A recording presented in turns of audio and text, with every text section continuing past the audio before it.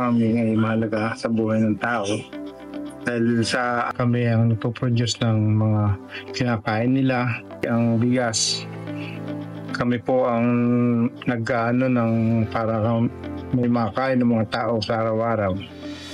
Ang masasabi ko sa mga katulad ko magsasaka, magkaroon ng konting business hanggang sa mapalago. Ganun lang aking ginawa, kaya medyo nasa level tayo ngayon. Ako po si Ezekiel Clet. Ito ang aking kwentong kabarangay.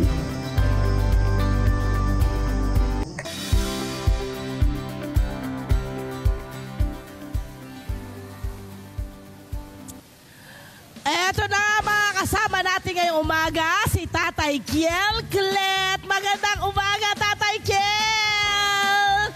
Kumusta ang umaga ninyo?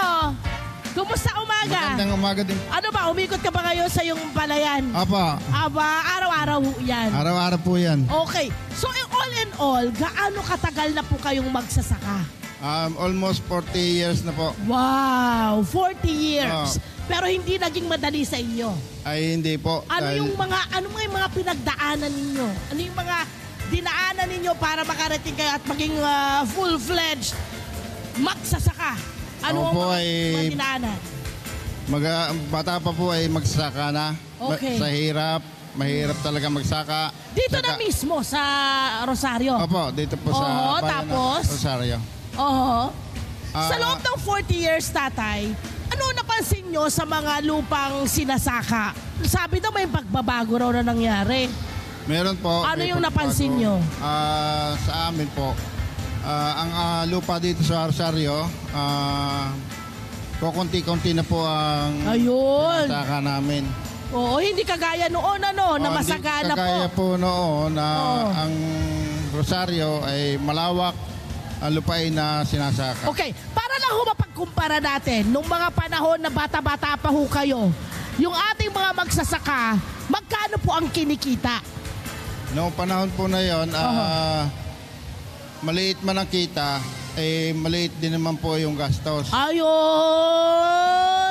So ngayon, ano ho ang nangyari? Kaibahan ngayon? Ngayon po ma'am, mas malaki ang gastos kung ikukumpara noong una. Oo. Dahil ngayon po, ang sahudan ng tao ay 750. May sahod na. Oo. Correct.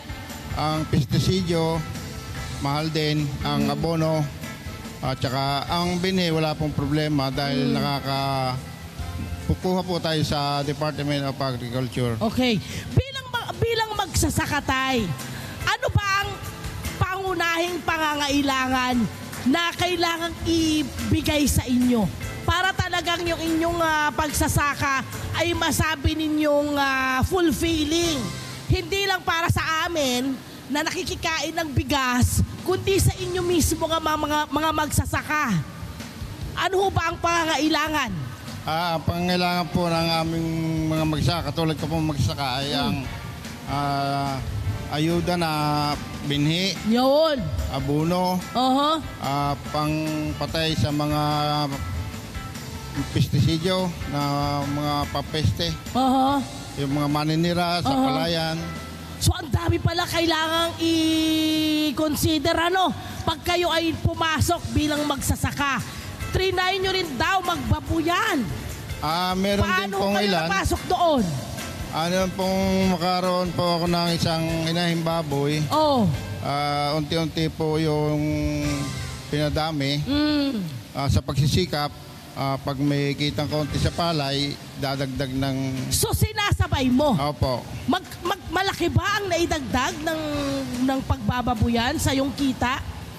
Sa totoo po, malaki. Maayos. Maayos so po. maganda pala pag ganun. Kailangan bilang magsasaka, dadagdag ka rin. Opo, ma'am. Okay. Pero naging OFW din daw po kayo. Opo. Hindi kayo tumitigil. Ang dami yung gustong gawin. Nag-OFW kayo, kayong mag-asawa. Saan ho kayo nagpunta? Nung binata po ako, nagpunta po ako ng Taiwan. 3 years. Yan po ay sa tiyaga din.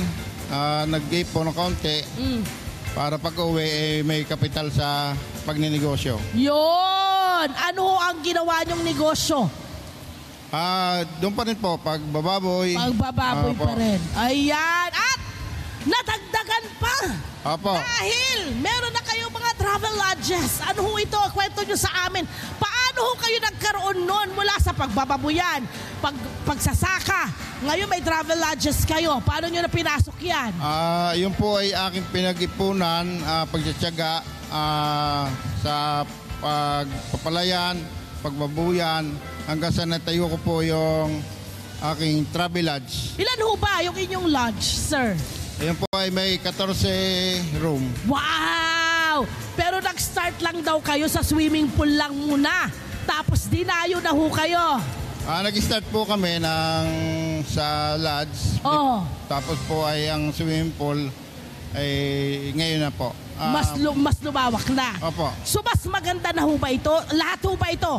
Pagsasaka, pagbababuyan, travel lodge, sabay-sabay pa rin. Opo. Wala kayong binitawan. Wala po akong Bakit wala binitawan. kayong binitawan? Bakit sabay-sabay yung Kasi po ginagawa yan ito? ay kahit konti-konti ang kita, basta marami po tayong negosyo, yan po pag pinagsama-sama, ay malaki din. Totoo. At ito pa ho, napalitaan ko.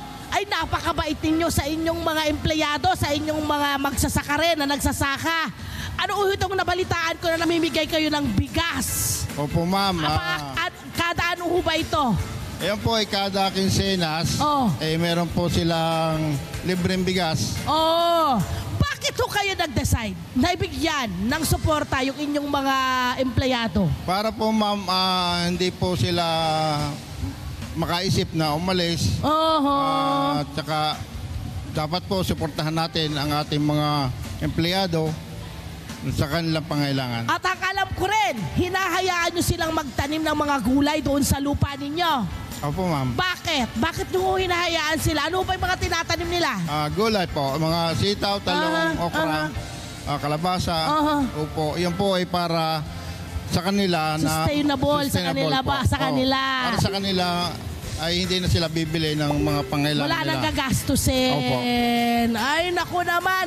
Ano ho ang mensahe po ninyo sa ating mga magsasaka?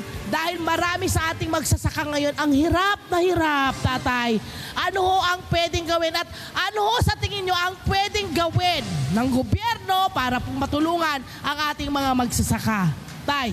Ang akin po sa ganang akin, sa mga magsasaka, tiyaga po, sipag, lalo-lalo na po kami po mga magsasaka ay kailangan namin ng sustento para sa mga magsasaka, katulad po ng mga binhi, abono, at lahat ng pangailangan sa pagsasaka. Kailangan nyo po ba ng mga kagamitan ngayon ng mga sa pagsasaka, mga bagong kagamitan? Opo, yung mga... Yun.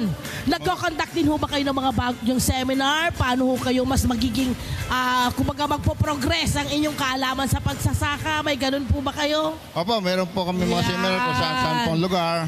Meron po sa Kalamba, kung saan po kami pinapadala ng Department of Agriculture po mag-seminar. At ang pagkakaalam natin, naging leader po ng mga magsasaka si tatay. Kaya po ang dami niyang alam tungkol sa ating mga magsasaka. Love, Tony, Beth, and everything.